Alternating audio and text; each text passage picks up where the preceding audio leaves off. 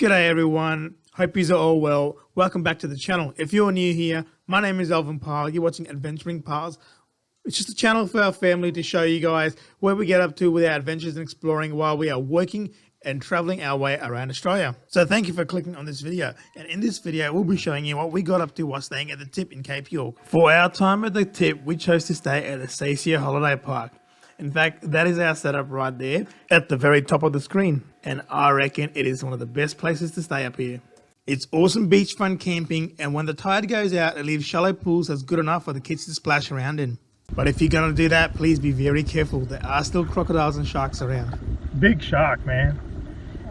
And it's also a great place to spot these palm cockatoos. They're endemic to Cape York and Papua New Guinea, as well as other cool birds. How many tawny frogmouths can you spot on the screen right now? Put it down in the comments below. It also has plenty of shops nearby, as well as the Blackwater dump point straight across the road, which is very handy for caravanners and anyone wanting to empty the Blackwater. And it's only a short walk from the wharf, which is where we spend most of our time, because the fishing up here is unreal. And here's a hot tip for the crocodile spotters. Across from the wharf, you'll see Red Island, and on the beach there, quite often you'll see a crocodile sunbaking. So keep a lookout for him.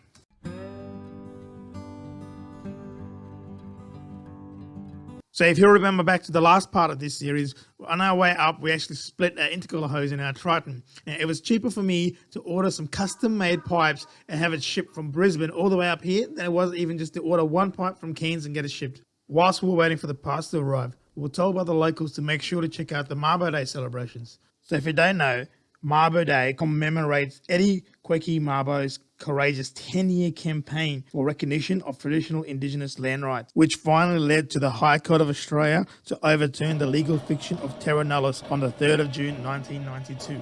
So if you are ever up here around the 3rd of June, I would highly suggest you pop in and check out the celebrations and check out some of the customs of the Torres Strait Islander people.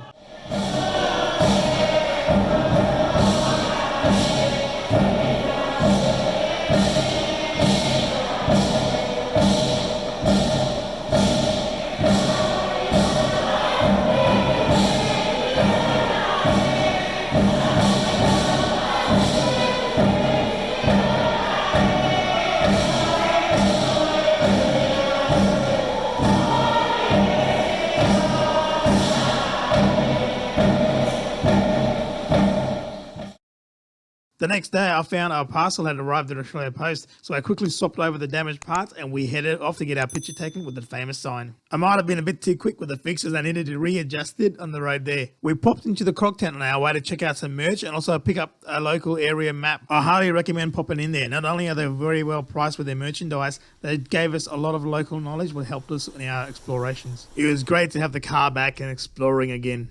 It was a bit of a drizzly day with rain on and off, and we had a bit of a break in the rain. So we headed straight for the sign. It was a high tide, so we couldn't take the beach route. We had to go over the rocks, which is good to do at least once anyway. But I wish I had brought some proper shoes. At least I had my fishing rod. As you can see, the walk over the rocks can be quite treacherous, and I would allow at least 35 to 45 minutes depending on your fitness and how many kids you're carrying.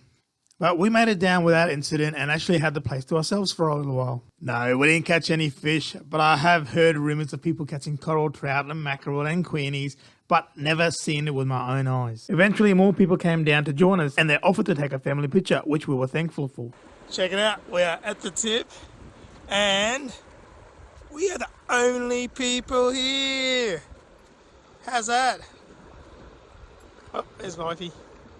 How's that? Only people up here. Woo. So we showed you how to get to the sign going over the rocks. Now we're going to show you how to get to the sign going along the beach. We actually went here a few times because we were there for so long. And going along the beach, you can only do it low tide and you still need to go over the rocks a little bit. A lot of people's got over the rocks to there and along the beach back. Our little kitties are true water babies, so they loved going along the beach, playing in the puddles and everything. Just to remember, you're in croc country and those mangroves look pretty crocky, so keep a good lookout on them. If you want to take the beach route to the sign, just walk along the beach and you'll see a few tracks heading up over the rocks, depending on where the tide is to which track you will take. But they're pretty well-worn tracks, just stick to them and you'll be alright. While you're up this way, you definitely want to check out Somerset. There's a campground there, which is pretty cool. Also Flyer Point and of course the 5 Beaches Drive. Now I've done a whole video just on the 5 Beaches Drive, so you can check that out in the link below in the description section. It's a very easy but very scenic drive, and it's really awesome to play on the beach down there. Also up this way, you'll find Punsand Bay. It's a great little campground, and even though we never actually camped there, we spent many afternoons there. They do really good wood-fired pizzas most afternoons, and definitely at Sunday lunchtime. Also from here, you can book and take the helicopter tours that either go to the tip or even to one of the islands if you want to go. Kids, nice boat, sexy wife, log crocodile, drinks, helicopter, and the tip out somewhere that way. South along the beach a bit, you're going to find Loyalty Beach Campground. It's another very popular and very cool campground. And once again, we didn't actually stay here. However, we made many, many visits. It's a great place to get some breakfast or lunch or dinner and play on the beach. They actually have really, really awesome sunsets here, so you can have your dinner and enjoy a sunset. Beautiful. Remember me suggesting you pop into the croc tent and pick up that local area map? Well, that will come in very handy if you want to do what we did and check out some of the plane wrecks around the place. Yeah, so the first one you'll even see from the road if you're heading towards the airport out of Bamaga. And if you want to read what the placard says, pause your screen right about now. The second one we checked out was a little bit harder to get to, but there is signs on the road and that map really helps. Now, they say most of the other wrecks around have deteriorated to the point where there's not much to look at.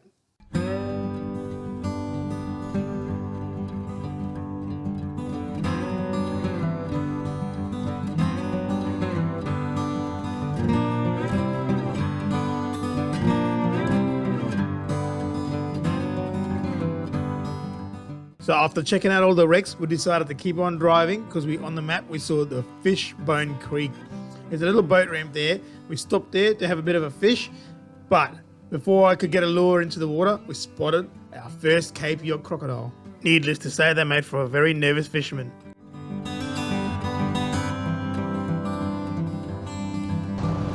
Hey there guys, here we are at Muttee Head in Cape York, and I'll just give you a quick look around. It's a pretty nice place here. Now, a bit of a story behind this place. There's that post. I'll switch the camera. So here we are. Alright, as you can see, the audio in this is shot, so I'm just going to have to do a voiceover of what I was trying to tell you. So during the World War II, they put a radar here, and because of that, they had a jetty and some water tanks here to facilitate all that. The interesting part of the history of this place is in 1947, after continuously being inundated by salt water on Seisia Island, all the way up near PNG, an elder by the name of Bamaga sailed with a few families from Seisia on some old pearl luggers and settled in Muttee Heads. Now, I believe Bamaga never actually made it to Muttee Heads. He fell ill and died on Thursday Island on his way down. The settlement eventually relocated from Muttee Heads to its current location, which they named in honour of Bamaga.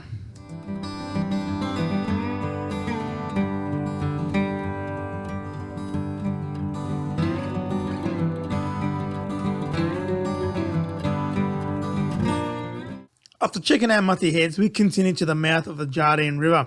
Now, the tracks here get very boggy, so make sure you air down, and it's really worth the drive because at the end, there are some beautiful beaches and some beautiful campsites.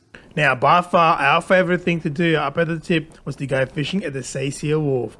It's awesome fishing, lots of bait fish always around, and we caught queenfish, garfish, long toms, plenty of other fish daily. And here's a hot tip for the fishers out there. Fishing at the Seisia wharf, I highly recommend getting a bait jig, jigging off some bait, chucking it on onto an unweighted line and holding onto it, because that's how you get the big fish.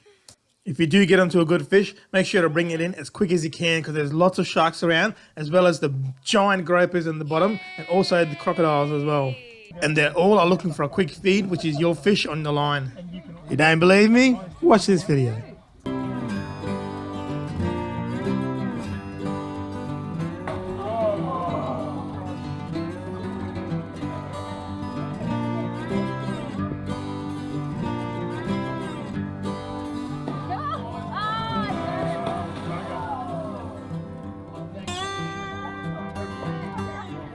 Now, before anyone goes saying anything in the comments, I did my very best to make sure I was within the fishing regulations, and I used an app called ID Fish because that will tell you the fish's identification and the size limits in the area you're in. And yes, we did eat everything we kept. Meat up here is very expensive to buy, and we are here for a month, so we ate fish almost every day. And also, I'm planning to make a video just on fishing in Cape York, so if you're interested in that, make sure you subscribe to the channel so you don't miss out on that.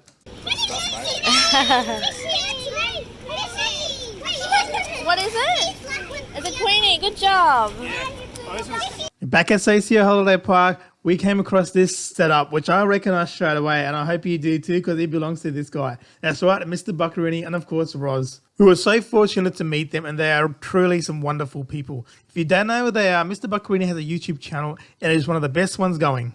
And in fact, I would say he's got the best Cape York series from this trip he did, where we met him. And even in one of the episodes, it features me chopping up a coconut. So if you want to check that out, check out his video called The Cape York 4-Wheel Drive and Camping Trip Part 8, and I feature at about the 12-minute mark. I'll even put a link in the description below. That's it for this one, guys. Make sure you join us in the next part of this series where we share with you our experience of living on Thursday Island for a whole month, including a visit to Friday Island. Thank you for spending your precious time watching our video. We are a family with 2 young kids, and we have been working and traveling our way around Australia since March 2019. We share with you our trips so you can see that it's very possible to travel with young kids. We also share with you some tips that we've learned along the way, making traveling with kids a little bit easier. If you haven't already, please consider subscribing to our channel for future videos we upload every week. Thank you very much.